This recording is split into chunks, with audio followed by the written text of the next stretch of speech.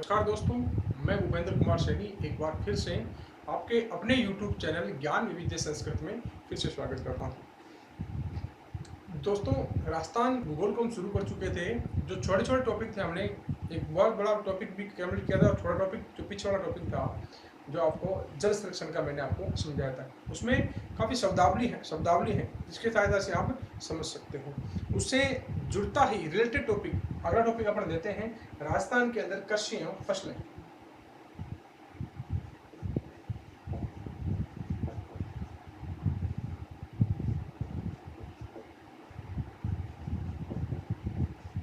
राजस्थान में कृषि और फसलें, ठीक है। राजस्थान में कृषि एवं फसलें, अगर बात करें राजस्थान के अंदर कृषि एवं फसलें तो आप समझ सकते हो कि कृषि कितने प्रकार की होती है, फसलें किस प्रकार की हो सकती है, ठीक है।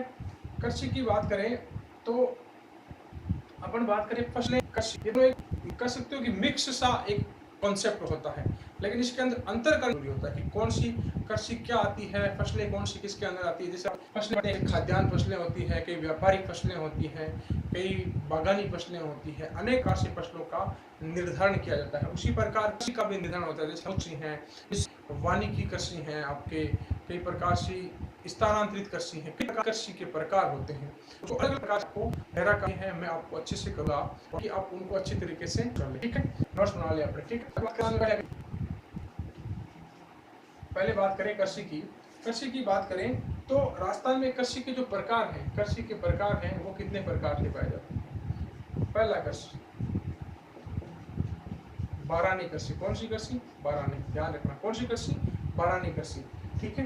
बारानी कृषि की बात करें जो ऐसी कृषि यानी वह कृषि जो पूर्णतः वर्षा पर आधारित हो या वर्षा पर निर्भर हो, उसे हम क्या कहते हैं? बारानी कृषि कहते हैं। क्या कहते हैं? बारानी कृषि, ठीक है। बारानी कृषि कहते हैं इसे। इसको याद करने का एक तरीका होगा, जैसे अपन बारानी कैसे लिखते हैं? BARAINI, ठीक है। इसके अंदर याद करो तो देखो ये वर्ग रेन यानी पूरा पूरा किससे? वर्षा पर निर्भर है। बारानी ऐसे याद कर सकते हो, इसको याद करना चाहो तो बारानी वह कृषि जो पूर्णतः किस पर निर्भर हो? वर्षा पर निर्भर हो, ठीक है। दूसरी कृषि कौन सी होती है? मिश्रित कृषि। मिश्रित कृषि, मिश्रित कृषि यानी कृषि के साथ साथ पशुपालन।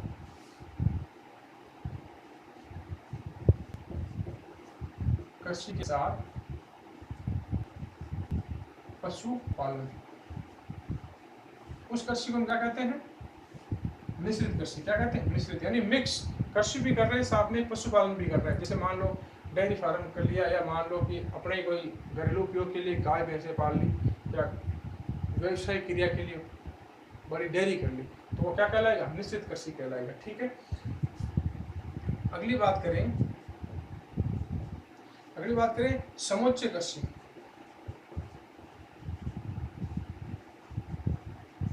क्या? समुच्चय कृषि, इसे ही कहते हैं कंटूर कृषि। क्या कहते हैं? कंटूर कृषि, ठीक है। इसे अपन कह सकते हैं पट्टीदार कृषि। क्या कह सकते हैं? पट्टीदार कृषि। और इसी का नाम देते हैं सीढ़ीनुमा कृषि। सीढ़ीनुमा कृषि, ठीक है। ये आपको नाम ध्यान में रखने होंगे, क्योंकि मान लो आपको सीढ़ीनुमा पता है कृषि, लेकिन ये नाम एग्जाम में दे दिया या कंटूर दे दिया या पट्टीदार दे दिया, तब गड़बड़ हो जाती है कि यार ये कृषि तो पट्टी थी लेकिन है कौन सी। तो नाम आपको ध्यान में रखने की कौन सी कृषि का अन्य नाम और क्या है, ठीक है। तो ये कृषि कहाँ की जाती है? जो ढलान वाले क्षेत्र हैं। कौन से? ढलान वाले जो क्षेत्र हैं उनके विपरीत दिशा में, जो विपरीत दिशा में कृषि की जाती है, इनकी विपरीत दिशा में कृषि की जाती है। कहाँ पे? ढलान वाले क्षेत्रों में इनकी विपरीत दिशा में कृषि की जाती है, उसे हम कौन सी कहते हैं? समुच्चय कृषि या कंटूर कृषि। कंटूर है ये, ध्यान है यह कंटूर कृषि या पट्टीदार यानी पट्टियां बना के सीधी नुमा, यानी मान लीजिएगा ये ढलान वाला क्षेत्र है, मान लीजिएगा ये इस प्रकार से ढलान वाला क्षेत्र है, तो यहाँ पर क्या करते थे, ये इस प्रकार से पट्टीदार बना के, यानी कर सकते हो मान लीजिएगा इसको इस प्रकार से बना लेते हैं इनको, ठीक है, पट्टीदार या कह सकते हो कि सीढ़ी नुमा के। अब इनका मुख्य उद्देश्य क्या होता है, जो इनका मुख्य उद्देश्य है वो किसके लिए होता है, कृषि के लिए नहीं होके इनका मुख्य उद्देश्य होता है मृदा संरक्षण के लिए। किसके लिए, मृदा संरक्षण के लिए, मृदा संरक्षण के लिए। इस कृषि का मुख्य उद्देश्य क्या है, मृदा संरक्षण है, ना कि कृषि है। मृदा संरक्षण यानी इस मिट्टी का बचाव करने के लिए, किसी प्रकार से क्या करने के लिए, बचाव करने के लिए, ठीक है।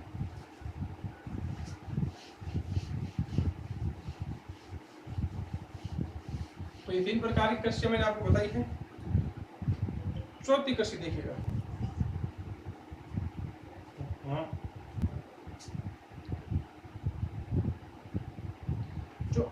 जो चौथी कृषि आपकी है उसे हम कहते हैं रिले क्रॉपिंग। क्या कहते हैं, रिले क्रॉपिंग, ठीक है, ध्यान से सुनना। रिले क्रॉपिंग, रिले क्रॉपिंग में क्या होगा कि जो एक वर्ष है, एक वर्ष में 4 फसल लेना,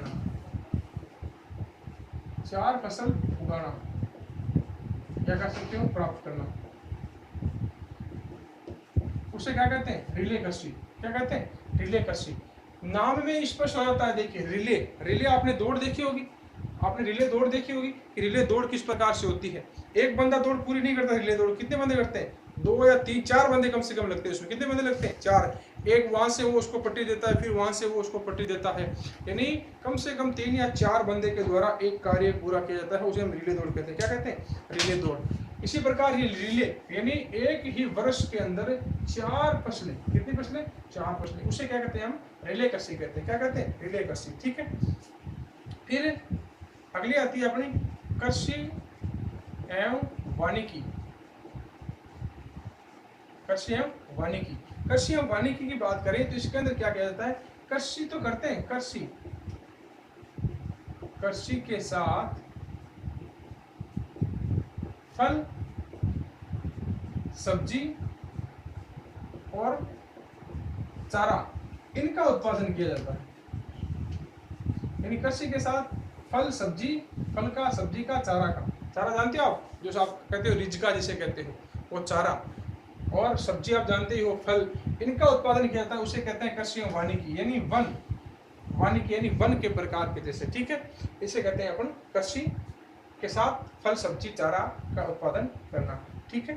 अगली कृषि होती है, देखिएगा, एक कृषि है जो चलन में है, यहाँ पर अपने ज्यादा नहीं है, लेकिन ध्यान में आपको रखना है, अपने धीरे धीरे होने लगी है, पर संविदा कृषि, पर संविदा कृषि।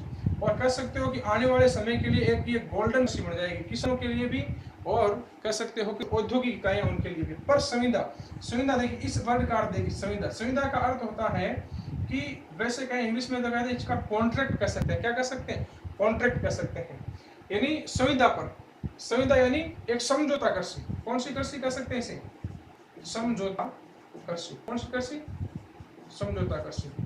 कैसे हुई समझौता कृषि, देखिएगा, मान लीजिएगा किसान है, किसान है और कोई व्यवसायी है, या मान सकते हो इसको उद्यमी, उद्यमी कहलाता, उद्यमी।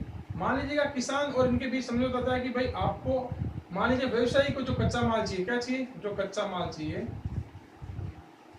उसका उत्पादन कौन करता है, किसान ही करता है। कौन करता है, किसान।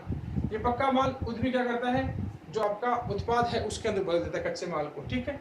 अब ये कह देगा भाई आपको यही प्रोडक्ट अपने खेत के अंदर उत्पादन करना है, जिसके तहत मैं इस भाव से इसको खरीदूंगा, ये रेट निर्धारित रहेगी, ये खर्चे रहेंगे, ये सारी चीजें रहेंगी। दोनों के बीच जो कॉन्ट्रैक्ट होता है, जो समझौता होता है, उसे हम कहते हैं संविदा कृषि। कौन सी कृषि, संविदा कृषि, किसान और व्यवसायी के बीच के अंदर। और इसके लिए किसान भी मान लीजिएगा काफी कह सकते हो कि ज्यादा फायदे में रहने वाला है। कैसे कि मान लीजिए उसे अपनी उपज का अच्छा दाम प्राप्त होगा, तो वह आसानी से कह सकते हो कि कृषि पर आराम से कार्य करेगा कंप्लीटली। ठीक है, तो ये पर संविदा कृषि इंपॉर्टेंट फैक्ट है, ध्यान रखना। ठीक है, फिर अब वापस से एक नया प्रकार जन्म हुआ है, नए प्रकार कह सकते हो कि वापस चलन में आया है, जन्म पुनर्जन्म कह सकते हो। रासायनिक खादें काफी काम में ले ली, इसके बाद में वापस लोगों ने जोड़ दिया है सबका फेवरेट कृषि, सबकी फेवरेट कृषि जिसे जैविक कृषि कहते हैं। क्या कहते हैं? जैविक कृषि। जैविक कृषि के अंदर क्या होता है कि पहले जो रासायनिक पदार्थ काम में लेते थे, रासायनिक जैसे यूरिया, आपका फॉस्फेट, डीएपी, ये प्रकार के काम में लेते थे, यानी ये अनेक प्रकार से रासायनिक उर्वरक थे। उनके स्थान पर अब जैविक उर्वरक काम में ले रहे। कौन से? जैसे देखिएगा हरी खाद, हरी खाद, ठीक है, इसे कहते हैं ढेंचा। ये याद रखना है, नाम इंपॉर्टेंट है, ढेंचा। ढेंचा किसका प्रकार है? हरी खाद, जिसे हम क्या कहते हैं? ढेंचा कहते हैं। क्या कहते हैं? ढेंचा।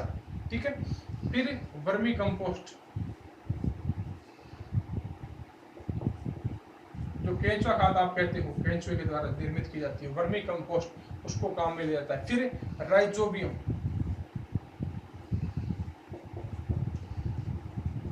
राइजोबियम जो ये इंपॉर्टेंट है, नाइट्रोजन स्थिरीकरण के लिए काम में आता है, ध्यान रखना। नाइट्रोजन स्थिरीकरण के लिए इंपॉर्टेंट फैक्ट है ये, यानी धरती के अंदर नाइट्रोजन स्थिरीकरण के लिए काम में आता है। और मुख्यतः ये पाया जाता है दलहन की फसलों के अंदर। किसके अंदर? दलहन की फसलों के अंदर ये पाया जाता है राइजोबियम।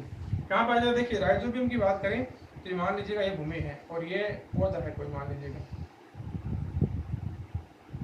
ये पौधा है, तो इसकी जड़ें होती है, इसके अंदर जड़ों के अंदर क्या होता है? गांठ जैसी संरचना होती है, गांठ जैसी संरचना है, इसको इसके अंदर राइजोबियम होता है। क्या होता है? राइजोबियम। और काम में क्या लेते हैं? देखिए शैवाल, क्या काम में लेते हैं?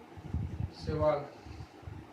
ठीक है, तो हरी खाद होगी, वर्मी कंपोस्ट होगी, राइजोबियम होगी, आपकी शैवाल होगी, और आपके एक काम में लेते हैं एल्गी।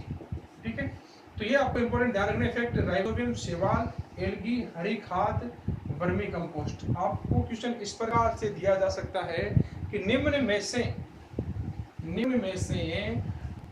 जैविक कृषि में उपयोग होने वाले उर्वरक कौन से हैं? 4 ऑप्शन दे देगा आपको। मान लीजिए एक में डाल दिया हरी खाद, ढेंचा, वर्मी कंपोस्ट, एक में डाल दिया हरी खाद, ढेंचा, वर्मी कंपोस्ट, राइजोबियम, एक में डाल दिया हरी खाद, ढेंचा, वर्मी कंपोस्ट, राइजोबियम और शैवाल। इनमें से कौन सा है? तो आपको चारों ऑप्शन साथ में पिक करने होंगे। इनको मत आप सोचते हो कि वैज्ञानिक नाम का कोई रासायनिक उर्वरक, राइजोबियम वैसे रासायनिक उर्वरक नहीं है, ये नाइट्रोजन स्थिरीकरण के लिए दलहन के फसलों के अंदर, जड़ों के अंदर मिलता है। कहाँ पर मिलता है? जड़ों के अंदर मिलता है। तो जैविक कृषि, अब जैविक कृषि को बढ़ावा देने के लिए सबसे पहला, विश्व में सबसे पहले जैविक कृषि कहाँ अपनाई गई? विश्व में सर्वप्रथम जैविक कृषि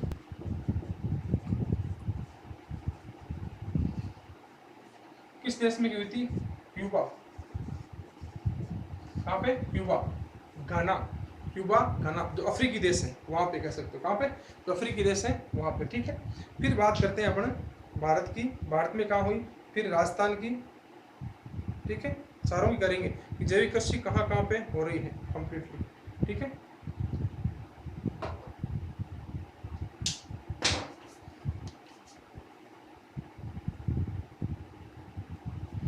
अब भारत की बात करें। भारत में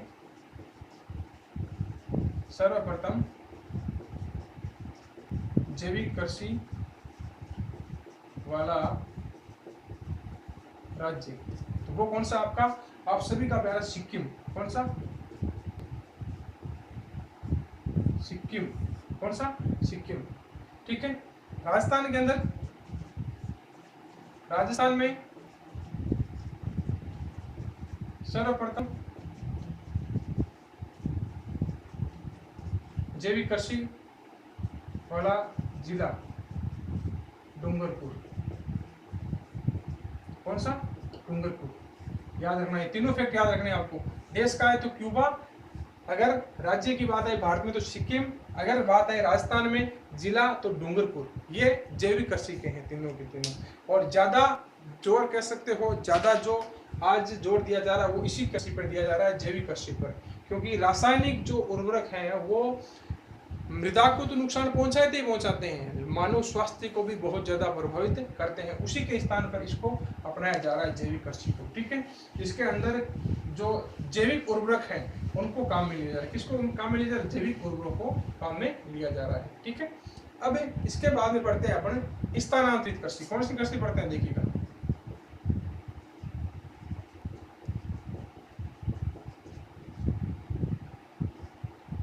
स्थानांतरित कृषि, ठीक है, इसी का नाम आता है जूमिंग कृषि। क्या? जूमिंग कृषि, स्थानांतरित कृषि या जूमिंग कृषि। ये जो बदल बदल कर की जाती है, नाम से स्पष्ट है, स्थानांतरित या जूमिंग कृषि। ठीक है, अब देखिएगा ये कृषि किस प्रकार से होती है, क्या नहीं होती है। इसके अंदर अब 3-4 इसके प्रकार होते हैं। कौन कौन से होते हैं देखिएगा। इसके अंदर एक होता है दजिया। कौन सा? दजिया। ठीक है, फिर दजिया के बाद में आती है वादरा। कौन सी? दजिया, वादरा। और फिर इसके अंदर आती है चिमाता। कौन सी?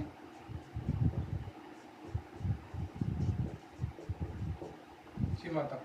ठीक है, देखिएगा दजिया और चिमाता इसके अंदर क्या समानताएं हैं और वादरा इसके अंदर क्या चीजें हैं। पहले ये वादरा ये समझ लीजिएगा, जो शहरिया जनजाति है। कौन सी? शहरिया जनजाति। जो शहरिया जनजाति हैं वो क्या करती हैं, जो मैदानी भाग हैं, मैदानी भागों में जंगलों को काटकर या जलाकर कृषि करते हैं, उसे हम कहते हैं वादरा। जाति जो जनजाति है उसका स्पष्ट प्रभाव ध्यान रखना, जनजाति से काफी इंपॉर्टेंट रहेगी। ठीक है, जनजाति से। ठीक है, फिर चिमाता। चिमाता के अंदर जो भील जनजाति है। कौन सी? भील जनजाति। ठीक है, भील जनजाति है वो पहाड़ी क्षेत्र पर। कहां पे? पहाड़ी क्षेत्र पर जो वन है, वन उनको काटकर जो कृषि की जाती है, वन को काटकर या जलाकर जो कृषि की जाती है। ठीक है, उनको हम क्या कहते हैं? चिमाता कहते हैं। ठीक है, फिर दजिया। भील जनजाति है, यहाँ पर भी भील जनजाति, लेकिन ये क्या करती है? मैदानी भाग पर। कहां पर? जो मैदानी भाग है, जो मैदानी भाग है उसके जंगलों को काटकर, मैदानी भाग के जंगलों को काटकर उनके अंदर आग लगाकर, क्या करके? जंगलों के अंदर आग लगाकर या काटकर। मैं वर्ड कम लिखा हूँ इसलिए बोल रहा हूँ, कम लिख रहा हूँ क्योंकि बोर्ड पे थोड़ी जगह का अभाव है, इसके लिए ध्यान रखना। ठीक है, मैदानी भाग के अंदर जो जंगल को काट कर आग लगाकर जो कृषि की जाती है उसे क्या कहते हैं? दजिया। तो फर्क समझना इसके अंदर क्या है। भील जनजाति यहाँ पर है, यहाँ पर है, लेकिन नाम चेंज कैसे हो गया? दजिया तो मैदानी भागों में। कहाँ पे? यहाँ इंपॉर्टेंट फैक्ट ध्यान रखना है, दजिया तो मैदानी भागों के अंदर और चिमाता है, चिमाता पहाड़ी भागों में। काफी कंफ्यूजन में रहता है, आता यह है और कर देते हैं ऑप्शन वो टिक। ये इंपॉर्टेंट फैक्ट ध्यान रखना है इसका। जो राजस्थान के अंदर स्थानांतरित कृषि है इसके अंदर इंपॉर्टेंट चीजें हैं यही है। ठीक है, और एक जो वादरा कृषि है, वादरा कृषि शहरी कृषि, जो शहरी जनजाति आपकी, जो शहरी जनजाति, इसके द्वारा एक जो सामूहिक कृषि की जाती है। कौन सी कृषि की जाती है? सामूहिक।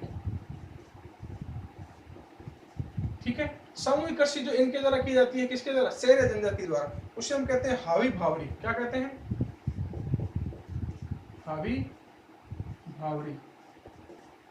ये इंपॉर्टेंट फैक्ट है, याद रखना, हावी भावरी। कौन सी? हावी भावरी। सामूहिक कृषि करते हैं कौन? जो शहरी जनजाति हैं, जो शहरी जनजाति जो सामूहिक कृषि करती है उसे क्या कहते हैं? हावी भावरी कहते हैं। क्या कहते हैं? हावी भावरी कहते हैं। ठीक है, तो ये आपका हो गया कौन सी कृषि? स्थानांतरित कृषि। स्थानांतरित कृषि का अगर बात करें, यानी ऐसी कृषि जिसको एक स्थान पर ज्यादा समय तक नहीं करते, एक स्थान के अंदर ज्यादा समय तक वो कृषि नहीं करते, स्थान बदल बदल कर कृषि करते हैं। और मुख्यतः ये कृषि की जाती है जो आपका कह सकते हो कि जो पूर्वी दक्षिण पूर्वी भाग है, दक्षिण पूर्वी भाग है राजस्थान का, उस साइड में कृषि की जाती है, दक्षिण पूर्वी भाग में। और कह सकते हो कि जो आदिवासी जनजातियां हैं वो ज्यादा ये कृषि करती हैं आम जन के बजाय। ठीक है, तो ये आपके होगी जितने भी कृषि के प्रकार थे। ठीक है, राजस्थान के अंदर जो कृषि के प्रकार हैं। अब देखिएगा राजस्थान की कृषि के प्रकार के बाद में बात करें तो अगले अगर बात करें कि राजस्थान के अंदर जो पूरा भौगोलिक क्षेत्र है वो किस प्रकार से पूरा है कंप्लीटली, उसकी बात करेंगे। ठीक है, राजस्थान के अंदर जो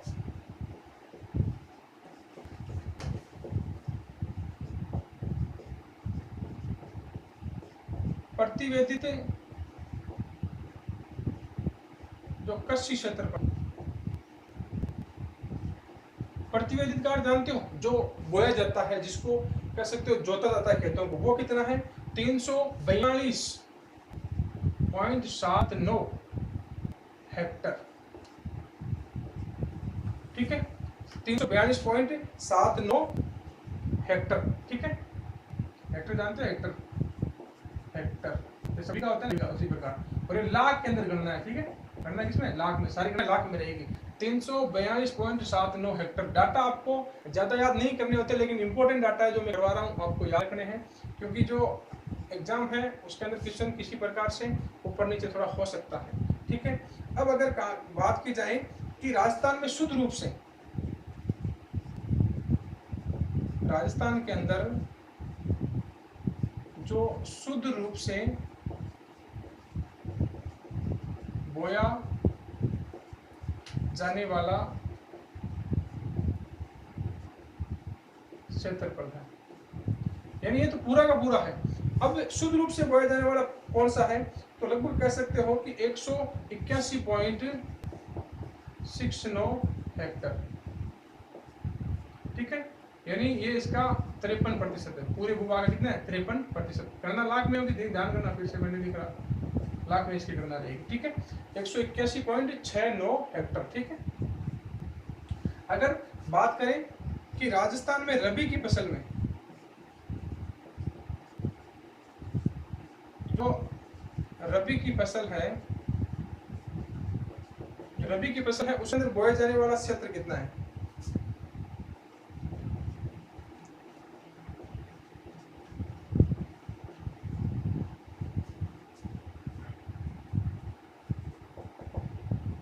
रबी की फसल अंदर बोया जाने वाला क्षेत्र है 30 से 35%। कितना है, 30 से 35%। ज्यादा अपन बोलते हैं खरीफ के अंदर, कितने बोलते हैं, खरीफ के अंदर। इसके अंदर रबी के अंदर बहुत कम है, 70 से 75 लाख हेक्टर। ठीक है, गणना आप लाख में करना, आप फिर से बता देता हूं। ठीक है, फिर अगली बात करें कि राजस्थान में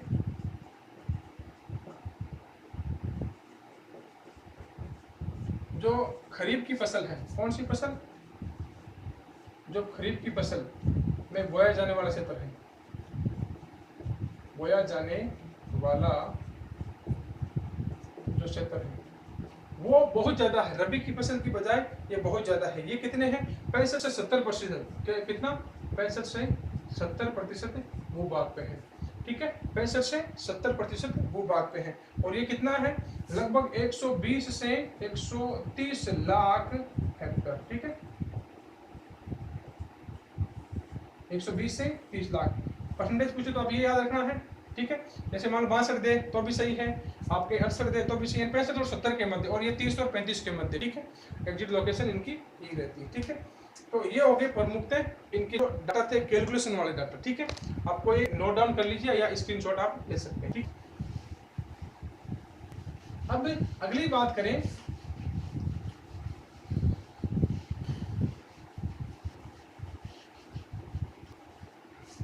तो अब कुछ जिलों के डाटा देख लेते हैं, किसी जिलों के। ठीक है,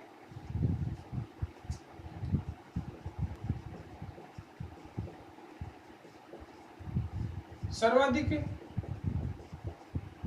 कष्टित क्षेत्रफल वाला जिला। ठीक है,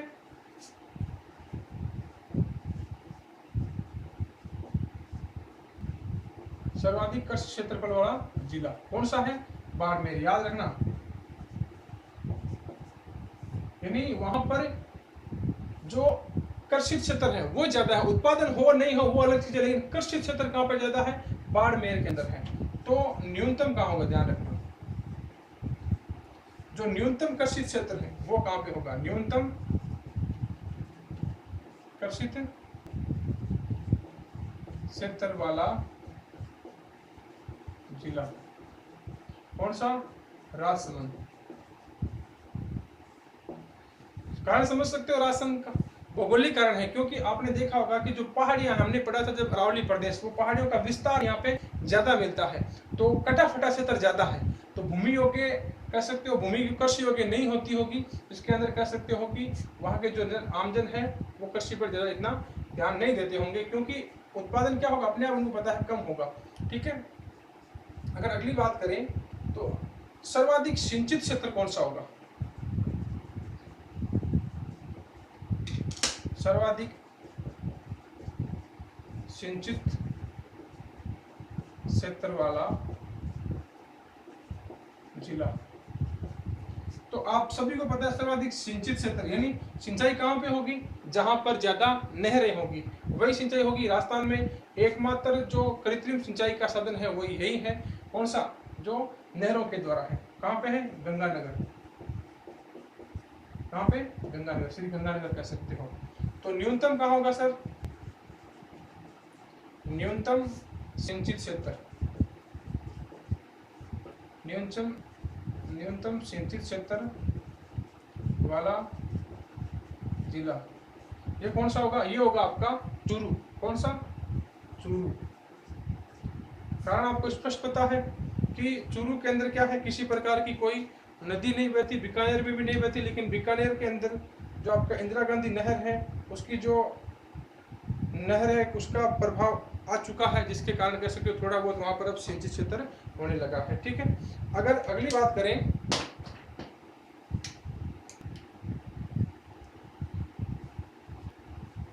ये तो जिलों की बात होगी, अब फसलों की बात करें थोड़ी। ठीक है, कि कौन सी फसलें कहां पर होती हैं।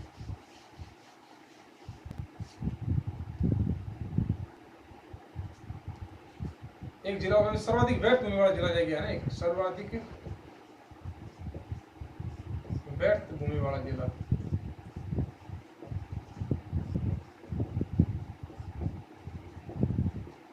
वो कौन सा है? जैसलमेर। कौन सा है? जैसलमेर। जैसलमेर में एक स्थान है सम, जहां पर बिल्कुल भी वनस्पति नहीं है, सम क्षेत्र। कौन सा क्षेत्र? सम क्षेत्र। जैसलमेर के अंदर भी एक क्षेत्र है सम।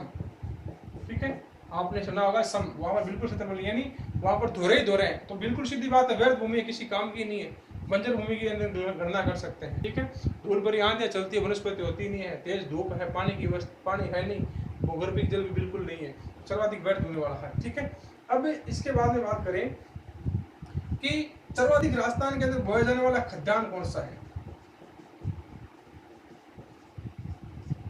सर्वाधिक बोया जाने वाला खाद्यान्न, सर्वाधिक बोया जाने वाला खाद्यान्न कौन सा बोलते हैं अपन? बाजरा बोलते हैं। कौन सा बोलते हैं सर? बाजरा। और राजस्थान के अंदर सर्वाधिक होता भी कौन सा खाद्यान्न है? कौन सा खाया जाता है खाद्यान्न? बाजरा। कौन सा? बाजरा। सर्वाधिक बोया जाने वाला खाद्यान्न।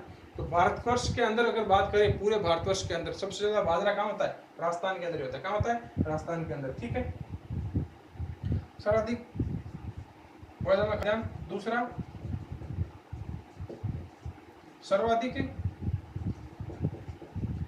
बोया जाने वाला दलहन। दलहन यानी जैसे दाल बनती है, मोठ।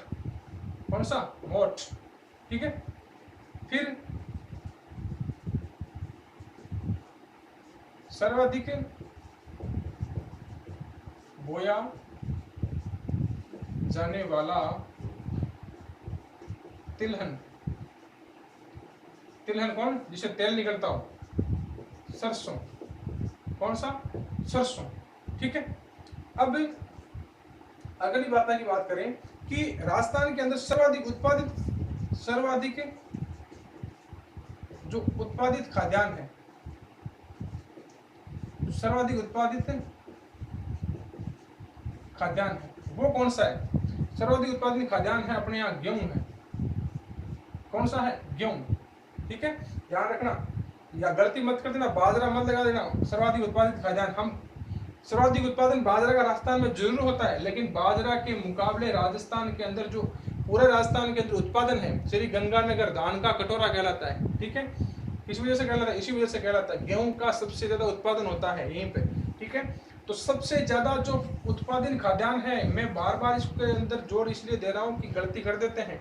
बाजरा सुना होता है कि सर्वाधिक उत्पादन राजस्थान में होता है, बाजरा, बाजरा मत कर देना। गेहूं सर्वाधिक उत्पादित खाद्यान्न होता है यहाँ पर। कौन सा? सर्वाधिक खाद्यान्न, ठीक है। फिर जो सर्वाधिक उत्पादित दलहन है,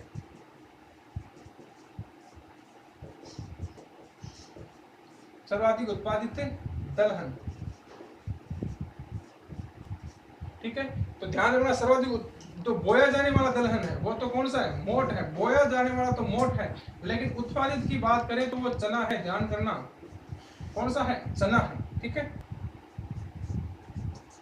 और अगली बात करें सर्वाधिक उत्पादित तिलहन, तो उसमें तो सेम रहेगा डाटा, सरसों। क्या नहीं? सरसों सबसे ज्यादा भारत के अंदर सरसों राजस्थान के अंदर होती है, ठीक है। शिवर भरतपुर के अंदर सरसों का अनुसंधान केंद्र भी है, ठीक है। ये डाटा भी याद रख सकते हैं, ठीक है। तो इनके अंदर जो अंतर है वो ध्यान करना। सर्वाधिक बोया जाने वाला खाद्यान्न कौन सा है? बोया जाने वाला तो बाजरा है। कौन सा है? इंपॉर्टेंट फैक्ट बता रहा हूँ, बोया जाने वाला तो कौन सा है? बाजरा है। और लेकिन उत्पादित कौन सा है? गेहूं है सर। बोया जाने वाला दलहन कौन सा है? मोट है। कौन सा है? मोट है। लेकिन दलहन जो उत्पादन होता है वो कौन सा है? चना। दलहन जानते हो ना? दलहन, दाल, दलहन, जैसे दाल जैसे दलहन, याद रखो। कौन सा? दाल जैसे दालें बन, तेल जैसे तेल निकलता हो, जैसे मूंगफली है, सरसों है, अरंडी है, वो, ठीक है। सर्वाधिक बोया जाने वाला तिलहन कौन सा है? सरसों है। और सर्वाधिक उत्पादित तिलहन कौन सा है? ठीक है, वही सरसों है, ठीक है। तो ये कह सकते हो कि प्रमुख जो कृषि का एक प्रकार था। फसलें हम पढ़ेंगे, लेकिन ये कृषि के जो इंपॉर्टेंट फैक्ट हैं वो मैंने सारे के सारे आपके सामने रखे हैं। अब कृषि के अंदर भी और भी फैक्ट हैं, जैसे उनाड़ू की कृषि, सियाड़ू की कृषि, रबी की, खरीफ की, वो सारे डेटा भी हम अगले नेक्स्ट वीडियो के अंदर पढ़ेंगे। तो दोस्तों, आपको ये वीडियो अच्छा लगे तो वीडियो को लाइक करें, ज़्यादा से ज़्यादा वीडियो को शेयर करें, चैनल को ज़्यादा से ज़्यादा सब्सक्राइब करें। और दोस्तों, किसी प्रकार की कोई क्वेरी हो, किसी प्रकार की कोई त्रुटि हो तो कमेंट बॉक्स में अवश्य लिखें। धन्यवाद दोस्तों।